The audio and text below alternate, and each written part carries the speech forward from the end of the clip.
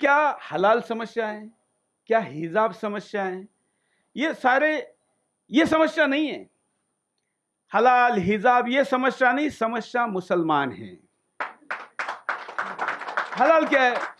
आप जितना झुकोगे उतना झुकाया जाएगा। सिंपल है। पहले था क्या? नहीं था। 2 साल पहले आपने कहा कि हिजाब नहीं पहनते थे, अब क्यों पहनने लगे? ऐसा नहीं कि 2 साल पहले नहीं पहनते थे, 47 के पहले ये सब कुछ था। मतलब जब जहां जहां संख्या में ज्यादा होंगे वहां वहां अपनी बातों की डिक्टेटरशिप ये करेंगे, करवाएंगे, करते थे। और हिंदुस्तान में नहीं, दुनिया के अन्य देशों में भी यही इतिहास है। हाँ, संख्या में घट गए थे, फिर संख्या में बढ़ गए, फिर मोदी जी आ गए तो पहले 5 साल थोड़ा शांति रखा, फिर ध्यान में आ गया कि अरे इन्होंने तो अयोध्या भी कर दिया, 370 भी हटा दिया, पता नहीं अब ये क्या क्या करेंगे। तो अब जो मोड़ अगले 5-7 साल बाद लाना था वो पहले ही ला दिया, क्योंकि अब आमने सामने लड़ाई के सिवा कोई दूसरा रास्ता नहीं है। इसलिए हम अगर ये हलाल और इन सारी चीजों में पड़ेंगे, क्योंकि देखिए मुद्दा क्या है, हलाल बिलाल सब बहाना है। आपने खुद बताया ना कि वो क्या क्या कॉम्प्रोमाइज करते हैं। मुझे समझ में नहीं आता, वो मुल्ला भी हलाल की मांग करता है, मतलब हमारी भाषा में कहे तो पवित्रता की मांग करता है। जिसकी बीबी बाप के साथ हलाला करके आती हो, हलाल कैसी होगी? बहनें बैठी यहां पर कई। मुद्दा वो नहीं है, मुद्दा यह है कि उनको हमसे वो अलग है ये दिखाना है। अगर हम इस विषय को, मैं सोच रहा था कि कानूनी एंगल से रखूं, मैं इसको नैतिकता के आधार पर रखूं, धार्मिकता के आधार पर रखूं, कैसे रखूं, सांस्कृतिक आधार पर रखूं, तो मुद्दा इन किसी भी तरीके से नहीं बैठता है। मुद्दा कुछ भी करके आपके ऊपर डोमिनेशन करना है, ये दिखाना है कि हम तुमसे अलग हैं, तुम हमारी बात सुनते रहो। फिर जब तुम सुनते सुनते झुकते झुकते फिर कॉम्प्रोमाइज में जब जाते हो तो फिर सभी चीजें आप कॉम्प्रोमाइज में जाते हैं। तो इसलिए मुद्दा मुझे लगता है कि क्योंकि हमारे पास बहुत कम दिन बचे हुए हैं, जनसंख्या का अनुपात और इनका सारा प्लानिंग वगैरह सब देखते हुए हमारे पास समय कम है, इसलिए हम इन समस्याओं को लेकर चर्चा करें या डायरेक्ट मुसलमान को लेकर ही चर्चा करें। देश भर के सारे हिंदू संगठनों को, संदीप जी, सब लोगों को यह सोचना चाहिए कि अब किस्तों में चर्चा करनी है क्या। क्योंकि अगर हम कहेंगे ना कि 100% हिंदू जाग जाए और फिर हम लड़ाई लड़ने लगे, तो 100% कभी नहीं जागा था, किसी लड़ाई में नहीं था, ये व्यवस्था ही नहीं थी। क्योंकि हम कोई कबीले वाले नहीं कि हर व्यक्ति उठता है और लड़ता है।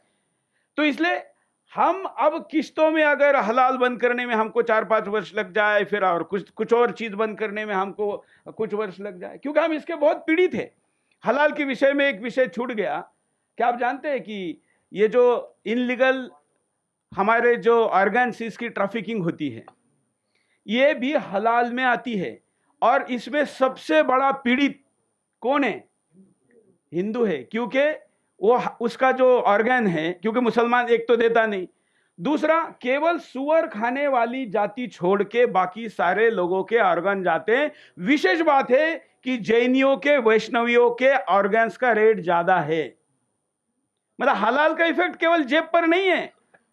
आपके बच्चे चुरा कर लेके जो जा रहे हैं, वो बच्चा किसका है ये अगर पता है, लावारिश है तो रेट कम है, और अगर वो जैन का है तो रेट ज्यादा है। क्यों? क्योंकि उसने या उसके वंश में किसी ने सुअर नहीं खाया है। तो सुअर ना खाने वाले व्यक्ति का ऑर्गन हलाल है। कितना लंबा इसका इफेक्ट है। तो हम अगर इन चीजों, क्योंकि देखिए वैसे नियम तो हमारे यहां भी थे भाई, जैन अलग नहीं खाता है क्या? खाता है। वैष्णव अलग नहीं खाता है क्या? खाता है। लेकिन उसने डिक्टेटरशिप की क्या? उसने कहा कि नहीं यही सर्टिफिकेट चाहिए, इसी से लेंगे, कोई जैन वहां पर जो भी मंत्र है उसका उच्चारण करने वाले चाहिए नहीं। इसलिए अगर हम इसकी तुलना हमारी व्यवस्था से करें, हमारे कानून के परिप्रेक्ष्य में करें, भारतीय समाज के तरीके से करें, भारतीय इतिहास की व्यवस्था के अनुसार करें, तो नहीं हो सकती। क्योंकि कंपैरिजन तो एप्पल टू एप्पल होगा ना। कंपैरिजन तो शेर और शेर के बीच होगा, शेर और सुअर के बीच कैसे होगा? कैसे होगा? तो इसलिए देखिए, सुअर थोड़ा इसलिए ज्यादा बोलते रहना चाहिए क्योंकि ये एक सिंबल है, ठीक है ना। बल्कि जिनके घरों में जो हिंदू अल्पसंख्यक क्षेत्र में रहते हैं, वो घर के बाहर भले कुत्ता पाले ना पाले, सुअर पाले, तो दूसरा सुअर अंदर आने की संभावना कम हो जाएगी। सच बताता हूं, क्योंकि ये टेक्निक है। तो इसलिए मुझे क्या लगता है कि हमने इन सब चीजों को देखते हुए तय करना पड़ेगा कि अब हमको लड़ाई को किस दिशा में लेके जाना चाहिए। हमने अगर यही बातें करते करते हम रहे, अब हमारे यहाँ तो शुचिता और शुद्धता के कितने नियम हैं कि हमारे यहाँ जूते पहनकर खाना तक नहीं बनाते। इन बिटवीन अगर मतलब घर में त्रिकाल संध्या करने वाले लोग हैं, कितने नियम हैं। या हम कहते हैं कि जैसे अन्न वैसा मन, अगर खाना बनाते वक्त किसी के मन में अगर कोई गलत भाव भी पैदा हो जाता है तो भी वो अन्न नहीं खाते, यहां तक कि आपके जानवर को भी नहीं डालते। ये कहते हैं कि उसको मिट्टी के अंदर दबा देते हैं और फिर दोबारा स्नान करके वो महिला या पुरुष जो भी बना रहा है वो दोबारा बनाते। तो हमारे यहाँ तो इतनी सूचिता है, लेकिन लोकतंत्र के बाद, थोड़े से आधुनिकीकरण के बाद तो हमने इनके साथ बैठना भी शुरू कर दिया। वैसे मैं आपको बताऊं, हमने कुछ नियम जारी रखे हैं। हम सुदर्शन पर 12 बजे के, दोपहर के 12 बजे के पहले ओवैसी जैसे लोगों का चेहरा नहीं दिखाते आपको। हाँ, आपके दिन की शुरुआत अच्छी होनी चाहिए। तो